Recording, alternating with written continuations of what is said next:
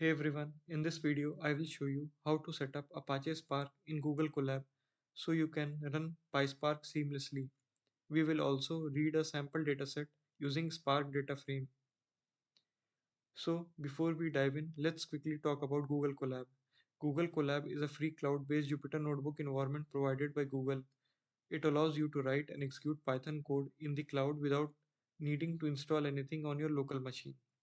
One of the biggest advantages is that it comes with pre-installed with various popular libraries like TensorFlow, PyTorch, and NumPy. However, PySpark is not included by default, so we need to set up manually. Since PySpark requires Java, so first we will install OpenJDK 8 using the following command: apt-get install OpenJDK 8 headless. This will install Java without displaying the unnecessary details in the output. Next, we need to download Spark.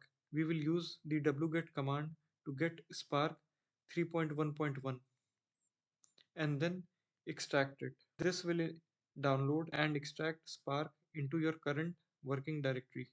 Now we need to install findspark, which helps Python to locate the Spark installation. So now let's run this cell and wait for the execution of this cell to complete. Next, we need to tell our system where Java and Spark are installed by setting up the environment variables. So this will set up Java home and Spark home environment variables. Now we will initialize findspark to configure PySpark properly using the command import findspark and findspark.init. Finally, we will import the Spark session, which is the entry point to any Spark functionality.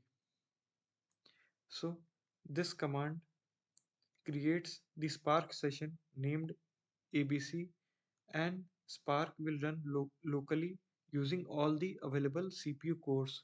So now let's run this cell.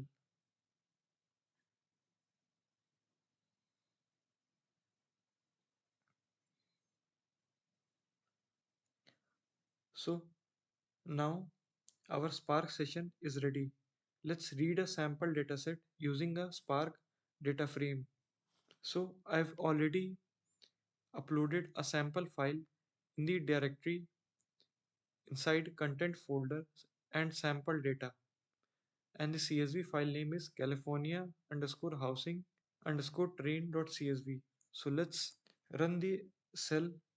Read.csv method allows us to read the large dataset efficiently, and setting header equal to 2 ensures that the first row is read as column name. And that's it. We have successfully set up the PySpark in Google Colab, created a Spark session, and loaded a CSV file into a data frame. Now you can start running Spark transformation and analyze your data. If you found this content helpful, don't forget to like, comment, and subscribe for more tutorials. See you in the next one.